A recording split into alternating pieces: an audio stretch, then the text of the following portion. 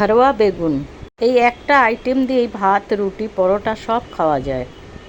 মাছগুলোকে নুন হলুদ মাখিয়ে সমস্ত ভেজে নিয়েছি।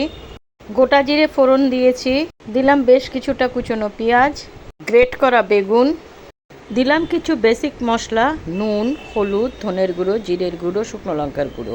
ভিডিওটি ভালো লাগলে লাইক, কমেন্ট, শেয়ার আর চ্যানেলটি সাবস্ক্রাইব করে আমার পাশে থাকবেন প্লিজ। আপনাদের সাপোর্টের আমার খুব প্রয়োজন। জল শুকিয়ে যখন এরকম পর্যায়ে চলে আসবে মশলাটা, তখন মাছগুলো দিয়ে দেবো। আমি মাছগুলোর মধ্যে থেকে কাটা বেছে বার করে নিয়েছি। দিলাম বেশ কিছুটা ধনেপাতা কুচি। 5 মিনিট নাড়াচাড়া করলেই পুরটা রেডি হয়ে গেল। একটা বাটিতে নিয়ে নিয়েছি হাঙ্কার্ড, হলুদ, কাশ্মীরি রেড চিলি পাউডার। সবগুলোকে খুব ভালোভাবে মিক্সড করে বেগুনটাকে এইভাবে কেটে নিয়েছিলাম। এই ফাঁকা জায়গাটাতে দইয়ের মিশ্রণটা খুব ভালো করে মাখিয়ে নেব। যে পুরটা বানিয়েছিলাম এবার এটা ওর মধ্যে ভরে দেব।